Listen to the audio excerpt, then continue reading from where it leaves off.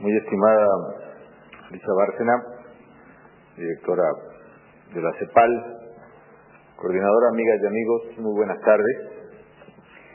Pues los saludo con aprecio, con respeto. Además, quiero decirles que me acompañan, además de tres secretarios de mi gabinete, la secretaria de Relaciones Exteriores, el secretario de Economía y el secretario de Seguridad Pública. Me acompaña el presidente de la Cámara de Diputados de México, el coordinador del grupo parlamentario del PAN en el Congreso, distinguidos empresarios mexicanos con importantes inversiones en América Latina y desde luego pues nos acompaña también el espíritu de afecto y de solidaridad y de vinculación de todos los mexicanos, así que vengo bien acompañado, ¿no? Me da mucho gusto estar en la CEPAL nuevamente porque tuve oportunidad hace ya muchos años de estar aquí y desde luego hacerlo en un momento pues tan importante para la vida de México y tan complejo como es el que vivimos hoy. Cualquier latinoamericano y más un jefe de Estado y de gobierno viene a la CEPAL con una pregunta fundamental, como quien debiera dirigirse al oráculo y ante el entorno económico internacional. Uno le pregunta a la Comisión Económica para América Latina: bueno, Comisión, pues ahora ¿qué hacemos? Y me parece que las circunstancias pues son verdaderamente inéditas. Bien decía Alicia Bárcena, a quien agradezco mucho sus palabras, que esta es la crisis financiera, económica, más profunda, más importante desde la Gran Depresión. Solo que una pequeña diferencia es que en la Gran Depresión pues no habría economía global, ¿no? Quién sabe el impacto en Chile cuál sería. Probablemente las noticias llegaron tarde y lo supieron, pero la verdad es que hoy hay una vinculación tan estrecha y tan indisoluble de mercados de información que verdaderamente esta es, a mi juicio, la peor crisis económica del mundo moderno, o por lo menos de la época posterior a la propia revolución industrial, precisamente por la trascendencia del impacto que tiene la economía global. Yo quisiera platicar entonces la visión que tenemos desde México respecto de estos escenarios. Platicar un poco, empiezo por ejemplo lo que comentamos hace algunos días en la reunión del G20, a la que asistimos por América Latina, Brasil, Argentina y México, y un poco revisar lo que en esa reunión se dijo, se acordó incluso por las naciones desarrolladas. Tuvimos una discusión, por ejemplo, muy amplia acerca de las causas de la crisis. Una, por ejemplo, que no fue aceptada por todos los participantes, ustedes pueden ponerle nombre si quieren a los actores, yo los omito, pero un tema fueron los desequilibrios globales que se generaron a lo largo de muchos años previos a este momento. Los desequilibrios globales que se generan precisamente tanto en las economías domésticas y mayores como en la economía internacional. Un desequilibrio global no lo califico de bueno o malo, sino simplemente un desbalance, un balance, si existiera la palabra en el castellano, pues es precisamente los superávits comerciales constantes de algunas economías asiáticas versus el déficit comercial constante y creciente de la propia economía de Estados Unidos. Y la imposibilidad del mercado por sí solo de corregir esos desequilibrios o desbalances, quizá por la intervención en los tipos de cambio, en algún tipo de cambio, que genera precisamente esta estructura. Otro desbalance importante es también el que se refiere a las finanzas públicas. Generalmente la intuición elemental es que, dados los parámetros que hemos heredado en términos económicos, los gobiernos republicanos en Estados Unidos uno los asumiría como más conservadores, más ortodoxos, o si se quieren en el lenguaje no tan crítico latinoamericano, más liberales, ¿no? O neoliberales, que implicarían que las finanzas públicas estuvieran más equilibradas, versus los gobiernos demócratas, que implicarían que las finanzas estuvieran en mayor expansión. La verdad es que, concretamente, quizá la experiencia no se acopla a esta intuición elemental. Por ejemplo, un desequilibrio también importante se generó hace ya muchos años bajo la presidencia de algún gobierno republicano, el expresidente Reagan, que fue muy buen gobernante, por cierto, en muchos aspectos, pero que generó una expansión de gasto muy importante, y un déficit importante de finanzas públicas orientado hacia la financiación del gasto militar.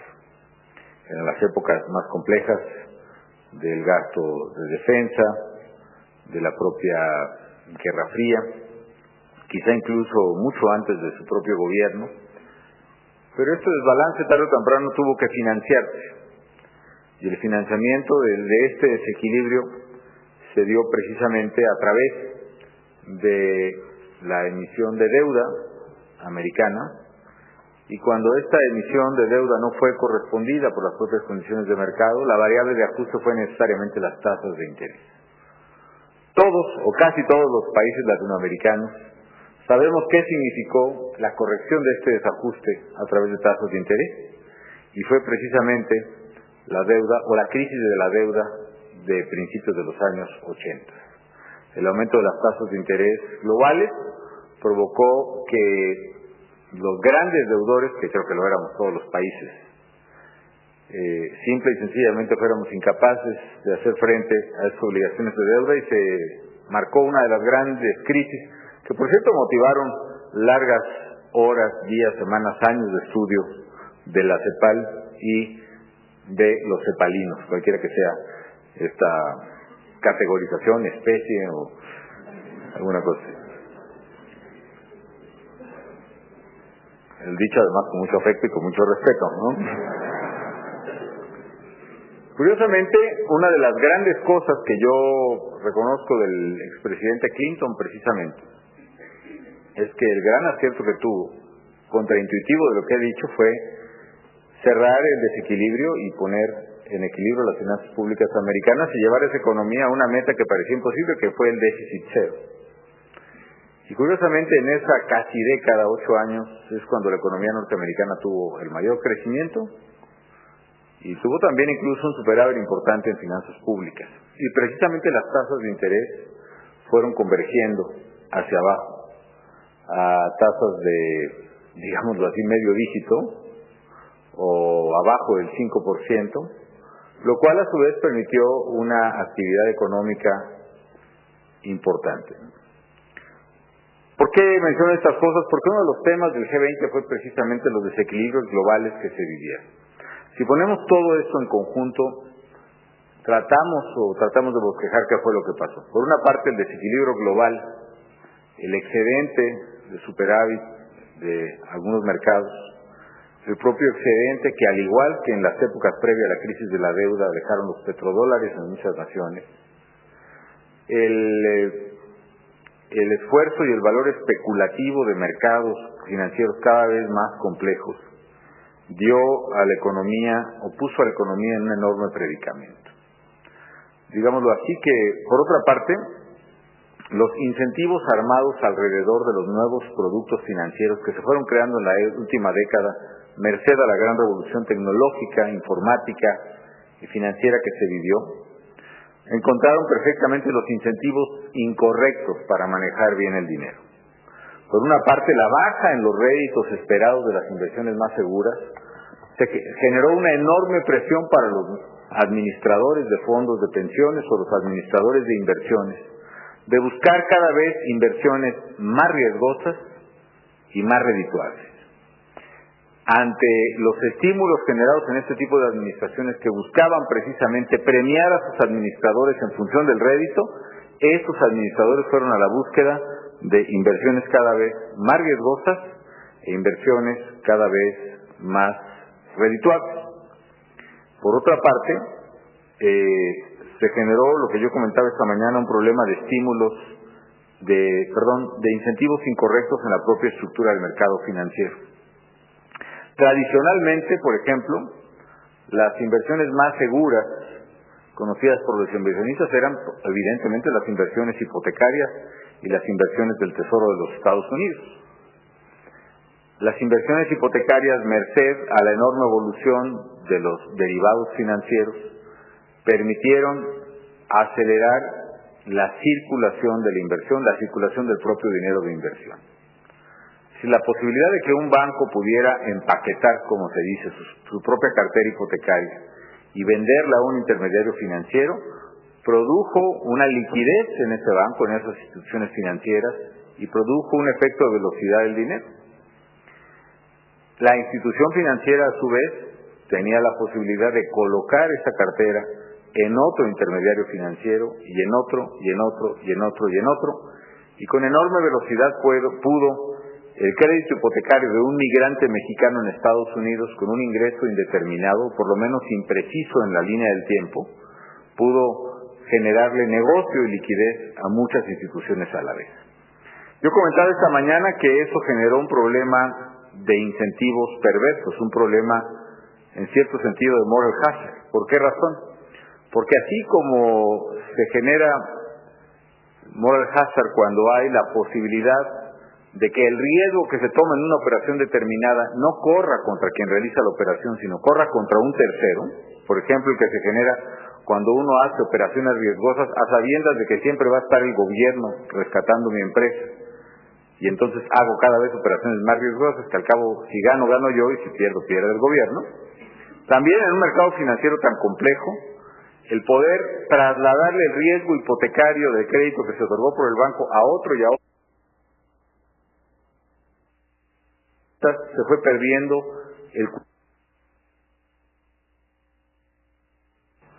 y esto no fue por el respaldo de los gobiernos, sino fue precisamente por la falta, a mi juicio, de regulación adecuada de los intermediarios financieros.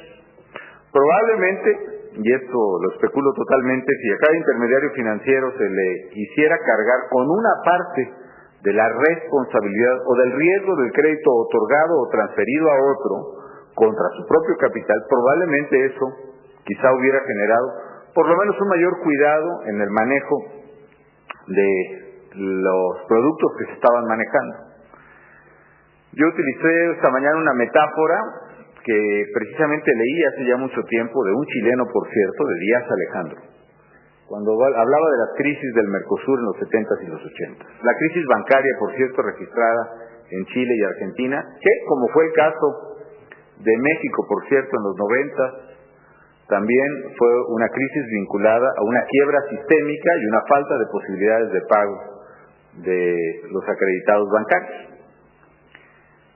Díaz Alejandro mencionaba esta metáfora.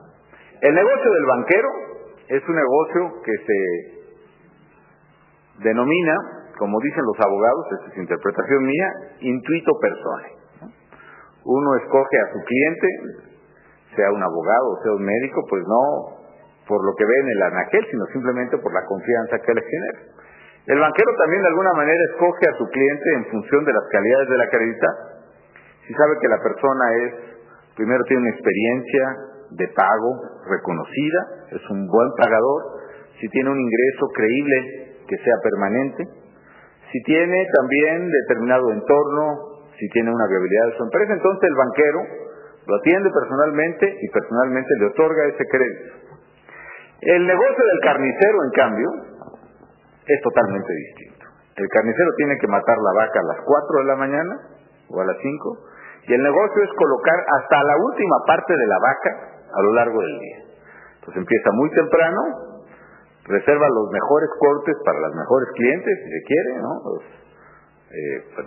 filetes y a mediados de la mañana va colocando la carne como puede. Ya a poco la tarde se va deshaciendo de las vísceras a la gente más pobre, menos ingresos, las vende muy baratas, o las regala y luego termina regalando los huesos para el perro, y finalmente en la tarde está limpiando totalmente la carnicería, y a las 6 de la tarde si el anaquel, si el refrigerador está limpio, el negocio fue exitoso.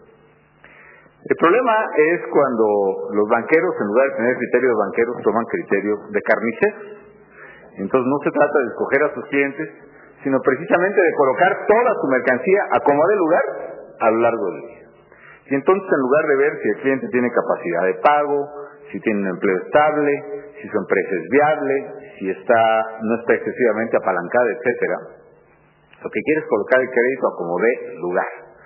Yo recuerdo en México, antes de la crisis del 94, mucho antes, cuando empezó a distorsionarse el propio comportamiento de los bancos, afuera de las estaciones de metro, había gente dando solicitudes de tarjeta de crédito, algo que ha pasado, que llegan por correo, pues decenas de tarjetas de crédito a los acreditados.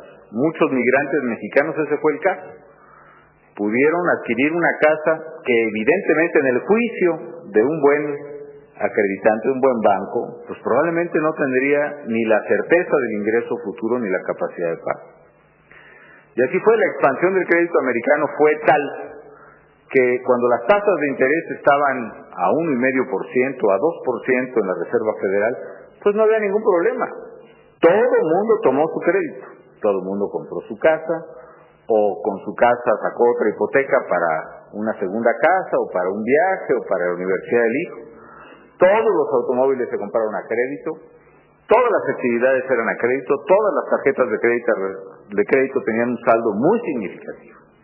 ¿Qué pasa? Curiosamente, con otro gobierno, ya no califico el partido, pero el hecho es, otra vez, a propósito del gasto de defensa, el que era un equilibrio financiero se convierte en un déficit enorme, que otra vez tiene que ser financiado a través de emisión de deuda, y esa deuda, en un mercado competido por réditos, comienza a elevar sus tasas de interés, si por presiones inflacionarias, si por razones de mercado, lo que sea, y nuestro migrante mexicano y millones de acreditados en Estados Unidos, ante una alza de las tasas de interés, que llegan a cifras, no recuerdo, del 7,5%, 8%, 7,5% en la reserva, finalmente ya no pueden pagar sus créditos, si viene esta crisis brutal que ahora tenemos. Pero con el problema de que si el problema estructural es que quiebra finalmente la capacidad de pago del sistema, este se traslada a todo el castillo de naipes, cayendo la primera baraja, el primer naipe que es el acreditado, finalmente todo ese castillo de naipes de instituciones financieras pues se viene abajo. ¿Por qué hago esta reflexión que se discutió en la reunión de Washington del G20? Porque un tema que tenemos que corregir y esperar a que se corrija también son los desequilibrios estructurales que ha presentado la economía global en los últimos tiempos. Otro desequilibrio fundamental fue el peso de los valores especulativos que vivió la economía global en el último año y medio y que impulsó, por cierto, a consecuencias funestas. Una vez que se corrige, una vez que explota este tema financiero, cuando la Reserva Federal comienza a bajar fuertemente las tasas, otra vez la enorme presión que hay, o los estímulos incorrectos sobre los administradores de fondos en el mundo, van a buscar inversiones redituables. Y las inversiones redituables, si ya no son las hipotecas porque están quebrando, y ya no son los bonos del tesoro porque están bajando, entonces las inversiones redituables están en el mercado de futuros. Y entonces los derivados financieros comienzan a ser la guía de la especulación financiera mundial. Esas inversiones se alejan y abandonan estos títulos y se van precisamente a la compra de futuros de commodities, por ejemplo.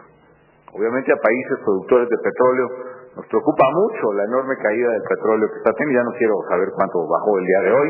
Finalmente yo estoy de trabajo en CEPAL. También advierto que no todos los derivados son malos, ¿no? Ahí el equipo de Agustín Carstens, pues finalmente hace unos 3 meses empezó a cascar algunos derivados financieros y logró cubrir toda la venta del petróleo, o por lo menos los ingresos federales del petróleo mexicano para el año que entra, a $70 el barril. Así que por ese lado no hay tanta preocupación, pero evidentemente se va la especulación financiera a los commodities, entre ellos al petróleo, se ve que aumenta día con día, y evidentemente eso lo vuelve una inversión mucho más redituable, y lo mismo pasa por el maíz, independientemente de los efectos colaterales de la política de etanol del gobierno de Estados Unidos. También los commodities comienzan a hacer inversiones redituables que crecen en ganancias de muy corto plazo, y la gran burbuja financiera va para allá, presiona los precios de los commodities en el mundo, y eso genera una enorme inflación de precios de materias primas que están sufriendo muchas economías en el mundo. Ejemplo, la propia economía chilena, con toda la discusión política que fue el día de ayer, el ajuste salarial de los empleados públicos, que tuvo que ser un ajuste concorde con una inflación de casi 10%, una inflación que no había visto Chile, yo creo que en muchísimos años. En fin, estas son las cosas que han ocurrido. Ahora, ¿qué acciones debemos de tomar? Básicamente lo que nosotros comentamos y lo que puedo recoger de la reunión de Washington es actuar en 4 frentes fundamentales. Primero es contener la crisis y sus efectos. ¿Esto qué significa? Tiene que recuperarse, tiene que pararse la hemorragia lo antes posible. Y esta hemorragia tiene que ver con un fenómeno fundamental que es el cataclismo o el fin del crédito mundial. Y el crédito, a final de cuentas, es finalmente eso, es credibilidad. El crédito significa, es la expresión económica de un fenómeno de confianza. Por eso hace unos días que me reuní con los banqueros de México, les decía yo que pues la discusión no es si debemos recurrir a Friedman o a Keynes en esta circunstancia financiera. Tenemos que recurrir en parte a Friedman, efectivamente, dejar que operen, mantener ciertos equilibrios financieros elementales y dejar que operen algunas variables de ajuste de mercado. Tenemos que recurrir a Keynes también, precisamente porque ciertamente en el corto plazo todos morimos. Pero además, si se trata de apelar a grandes luminarias, en este caso concreto también vamos a tener que recurrir a Freud. Porque resulta que la economía hoy más que nunca es una hermana de la psicología. Y lo que está viviendo el mundo es una terrible crisis de confianza y de pánico que ha desquebrajado totalmente los mercados. Y lo que está ocurriendo hoy en las bolsas de valores no corresponde a la situación real de las empresas en muchas partes del mundo, en algunos casos sí, sino corresponde a una situación de pánico tal que ha estrangulado el crédito completo. El día en que en Wall Street, con la quiebra de Lehman, por ejemplo, uno de los grandes bancos o de los grandes centros financieros miró a su vecino y dijo: la verdad tengo la duda de que tú no vayas a ser el próximo muerto aquí en Wall Street. Ese día que se paralizó el crédito interbancario y financiero, ese día verdaderamente entró el mundo en su verdadera crisis y en su verdadera magnitud. ¿Cuándo podrá recuperar una institución financiera la confianza en otra? Bueno, si cae alguien como Lehman Brothers, si instituciones que sobrevivieron a la crisis del 29 naufragaron y quebraron en la crisis del 2008, difícilmente podía recuperarse el crédito de una institución a otra. Y el crédito es la base de la economía. No solo es el hecho mismo de creer que el papel que trae uno en la bolsa vale 200 pesos o $200, lo que ustedes quieran. Eso se requiere mucha fe, una fe que estamos habituados a creerlo, ¿no? Pero cuando esto lo traducimos al orden mundial, y cuando lo que tenemos es una falta de confianza y de credibilidad institucional en la capacidad del orden económico, mientras no se restaure esa credibilidad de soporte del sistema financiero internacional, mientras no se restaure el crédito, no podremos pensar en una solución a la crisis financiera. Entonces lo primero que hay que hacer es contener la hemorragia, contener la crisis, restablecer el crédito, y por eso se requiere, y es fundamental, que la Reserva Federal, los bancos centrales de Europa, de Japón, de muchas partes, sean capaces de restablecer el crédito y no solo aplicar técnicamente las reservas o la compra de capital, que coincido, creo que esa es la vía correcta en todo caso, y no simplemente la compra de activos o de cartera. En México hay muchas experiencias discutibles al respecto, sino la compra y la capitalización verdadera. Es decir, que cuando las vacas flacas terminen y vengan las vacas gordas, el fisco pueda recuperar la parte que invirtió. Y que eso genere una solución técnica, pero no solo la parte técnica, sino la capacidad de liderazgo que las naciones sean capaces de enfrentar para contener la crisis psicológica y de desconfianza que hay. Yo recordaba una anécdota de Manuel Gómez Morín, un gran mexicano al que he admirado mucho, que fue fundador o redactor del Banco Central, siendo él muy joven, y luego ya como abogado independiente, alguna vez que había acompañado a Vasconcelos, por cierto, en su campaña de oposición y estuvo un poco en el exilio, en fin. Ya vuelto a la Ciudad de México como abogado independiente, le volvieron a requerir sus servicios por parte del gobierno. Y le urgían a que diera una sugerencia, alguna solución al gobierno mexicano por la crisis enorme que se había generado a principios de los 30, después de la crisis del 29. Y la crisis era una deflación tal que ni siquiera había dinero suficiente para pagar las cosechas y entonces los precios habían venido abajo. ¿Qué era lo que estaba ocurriendo? México, después de la revolución, tenía como moneda, el circulante mexicano era moneda de valor intrínseco, es decir, eran monedas de oro y de plata, de cobre. Y lo que ocurre es que era tal la deflación en Estados Unidos y la pérdida de credibilidad en el sistema, la pérdida de crédito, que los inversionistas americanos estaban recogiendo monedas mexicanas para realizar su valor intrínseco, es decir, para venderlas como oro o como plata, para conservarlas. Y eso estaba provocando una terrible deflación de la economía mexicana, que estaba mandando la economía mexicana a pique. Entonces Gómez Morín propuso esa tarde-noche dos tipos de soluciones. La primera solución, la técnica, ¿cuál era? Pues la que finalmente hizo, proponer y redactar, y finalmente el Ejecutivo aprobar, en uso de facultades extraordinarias, una modificación a la ley monetaria que eliminó, o más bien que estableció el papel moneda y una regulación amplia que permitiera precisamente sustituir rápidamente la moneda de valor intrínseco. Esa era la solución técnica, pero no iba a ser suficiente. La otra solución que sugirió fue la siguiente: puestas los ahorradores en largas filas en los bancos del centro de la Ciudad de México, largas filas para retirar sus depósitos, porque había corrido la versión de que el gobierno no tenía dinero y que iba a congelar o a retirar las cuentas bancarias. Desde muy temprano comenzaron a llegar camiones del ejército cargados con costales de monedas. Y entonces se paraban enfrente de la puerta del banco, la calle 5 de Mayo, y bueno, pues tiraban los costales y otros soldados medio los cargaba y de repente se le caía a uno el costal y se veían ahí las monedas y las recogían, bueno, entraban al banco. Y entonces los primeros clientes de la fila fueron atendidos pues perfectamente. Y el siguiente cliente que tenía, pues fue también mediando su riesgo y tal vez empezó a retirar, no todo lo que tenía, pero sí la mitad. Y finalmente la gente empezó a ver, bueno, pues caray, si están pagando, si no es cierto que iban a cerrar los bancos, si no es cierto que nos iban a quitar los depósitos, pues la gente se empezó a tranquilizar. Lo que no veía la gente es que del otro lado de la cuadra, otro camión del ejército recogía los mismos costales y los estaba llevando a otro banco. Y finalmente ese día, aciago, hubo una solución técnica, económica, monetaria, y también hubo una solución adaptativa, digamos. Soluciones que tienen que ver con la credibilidad de la economía. Yo utilizo este ejemplo porque me parece que lo que está haciendo falta en el mundo y en nuestras economías son soluciones adaptativas y no solo técnicas. Es decir, ¿quién va a parar la sangría de las bolsas de valores?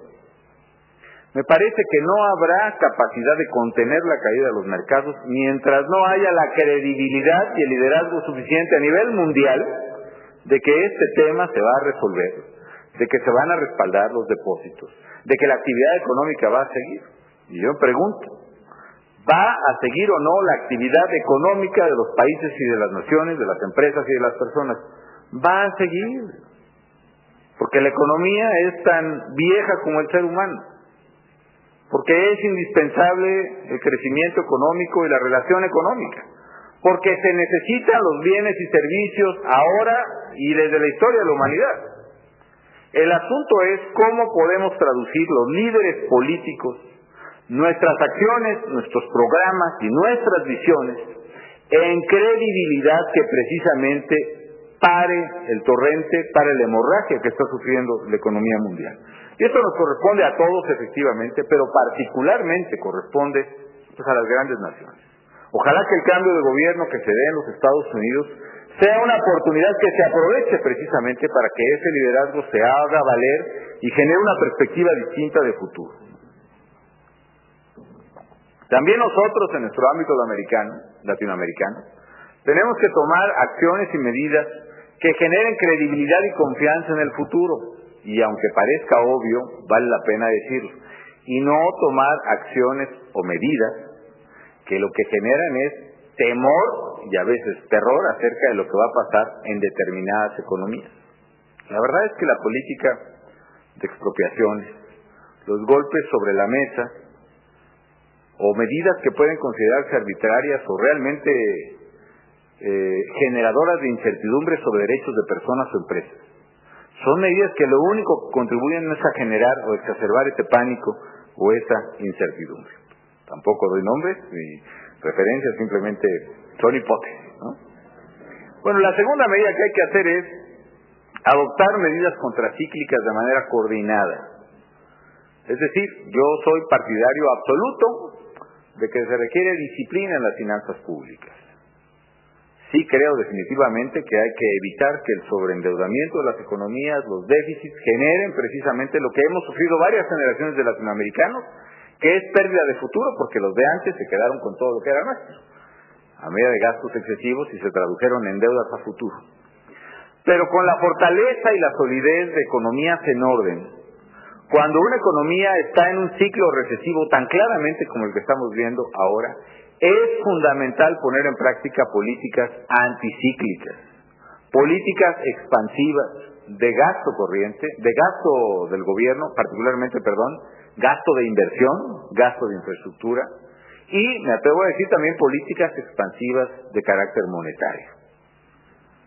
En el caso de México, las políticas monetarias son competencia absoluta y para algunos indiscutible del Banco Central. Yo simplemente apunto que se requieren políticas contracíclicas verdaderamente audaces en este momento. En lo que a mí toca, diré nada más de carácter fiscal, y ojalá también haya alguna comprensión respecto a las de carácter monetario. Y estas políticas fiscales deben ser además coordinadas, es decir, se requieren acciones de gasto público orientadas precisamente, en el caso de México lo estamos orientando a la infraestructura, a la capacidad de convertir a México en algo que decía Alicia Bárcenas. Es alguien la cita esta de la pirámide que decía, eso es inspiración andina aquí, ¿no?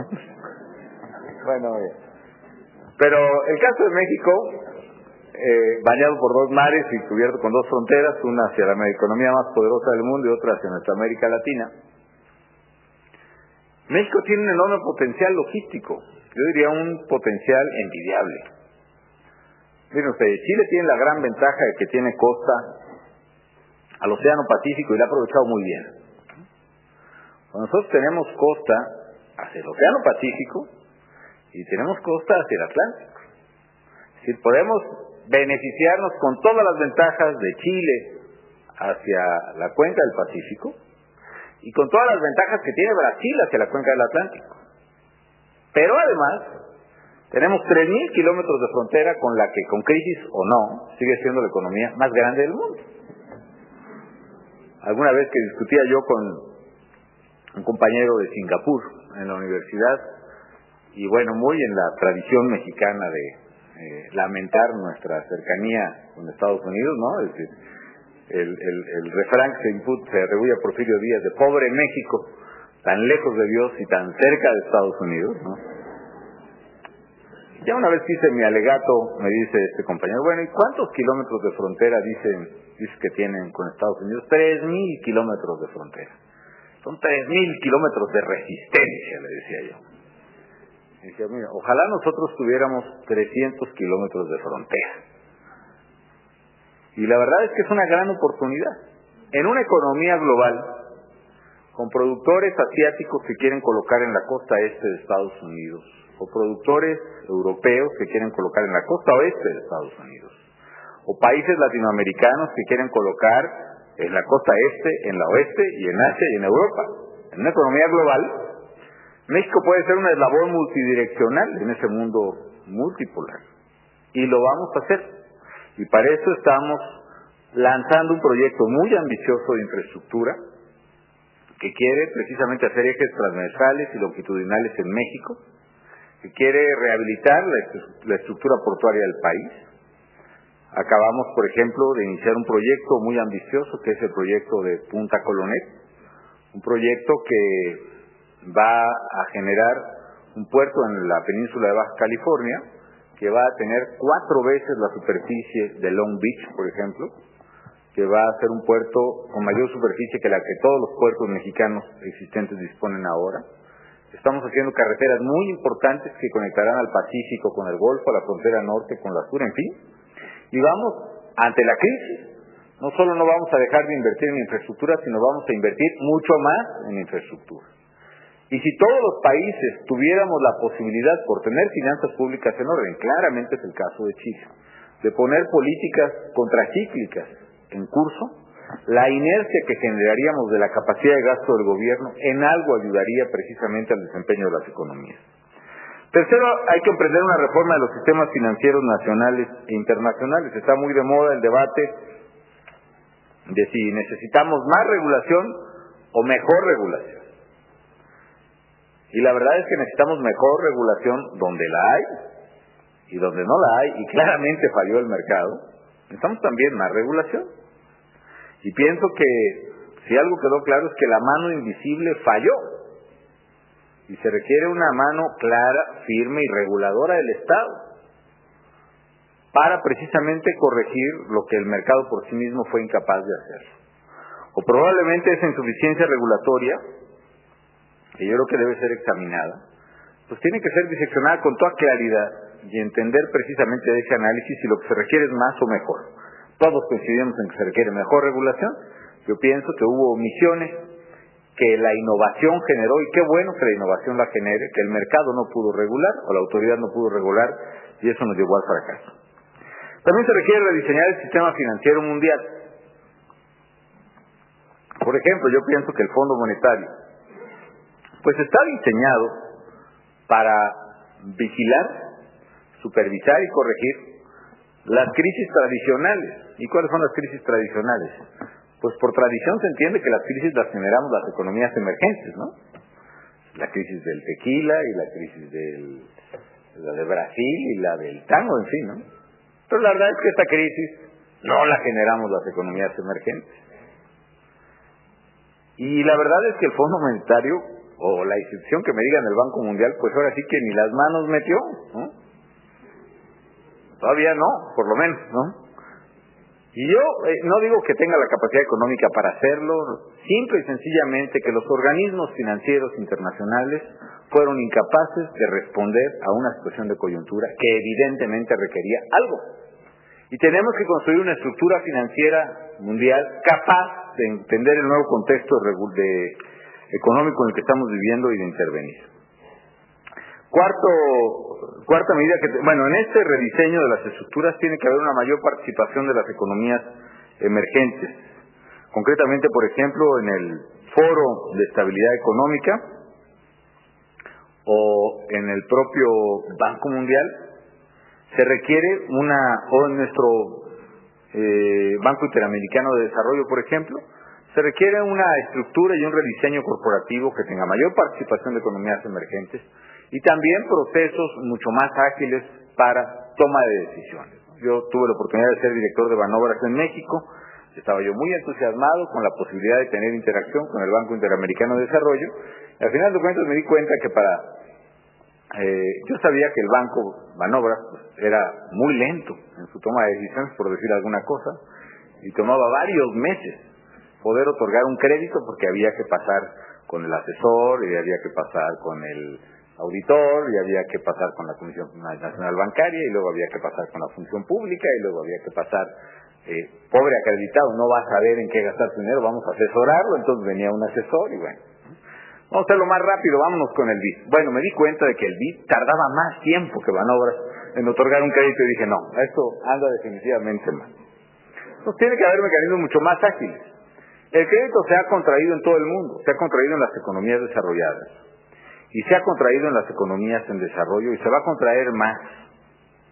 Se requiere, urge, la intervención de organismos internacionales debidamente capitalizados para sustituir la contracción de crédito que se está generando en las economías en desarrollo. quizá menos en el caso de México, pero en el caso de muchos países latinoamericanos que evidentemente sufrirán esta contracción de crédito. Si no hay una fuente de crédito oportuno, va a haber verdaderamente un efecto irreversible en las economías reales de estos países.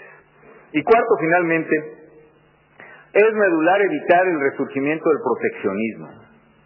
Y me parece que un debate elemental que tiene que darse en la CEPAL y en toda América Latina, en el mundo, es precisamente el rol del comercio y del mercado, y partir de las premisas elementales del comercio, el mercado y la inversión. ¿Qué premisas elementales?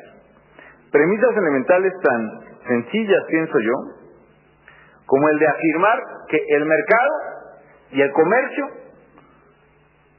genera, en primer lugar, productos más baratos y productos de mejor calidad para todos los consumidores.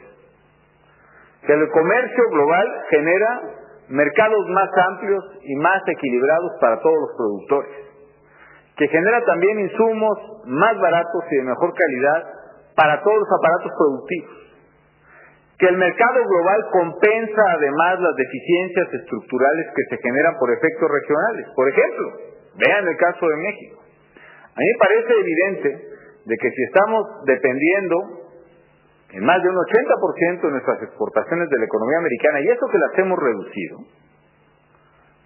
si seguimos nosotros dependiendo unívocamente de una sola economía, que además va a estar estancada probablemente un año o dos, si no es que más, pues evidentemente estamos perdiendo oportunidades. Y en ese panorama, si vemos que hay una economía latinoamericana que creció las tasas más grandes en los últimos años, 5% hace un par de años, un poco más el año pasado. Y aunque la CEPAL tenga un pronóstico de 3, si lo reduce ligeramente, desde ahorita se lo compro, Alicia el que sea, me dice 2.5, se lo compro, pues evidentemente tenemos una oportunidad que estamos perdiendo mientras sigamos cerrando nuestros mercados en las economías latinoamericanas. Es una oportunidad global. Y lo que pasa es que los gobiernos, los políticos, los discursos de los políticos, no cabe duda que el vecindario se ha vuelto muy complicado. Y también no solo los políticos, también los productores han asumido en muchas partes un discurso eminentemente proteccionista. Y la verdad es que en una economía global, levantar barreras al comercio y a la inversión, lo único que va a generar es una exacerbación de la recesión. La lección del 29 además está ahí. Precisamente las leyes americanas que fueron expedidas después de la crisis del 29, que fueron proteccionistas, lo único que hicieron fue retrasar la rehabilitación de la economía americana y de sus mercados. Yo tengo una enorme preocupación de que eso pueda ocurrir en América Latina, por razones ideológicas. Por ejemplo, a mí me preocupa, me alarma que los procesos de integración latinoamericana simple y sencillamente se detuvieron, que muchos países han incluso dado pasos hacia atrás en sus compromisos ya adquiridos de liberación comercial o de libre comercio. Me preocupa que las proclamas de unidad latinoamericana son cada vez más políticas y cada vez menos económicas, mucho más adjetivas en términos de discursos y mucho menos concretas en términos de aranceles.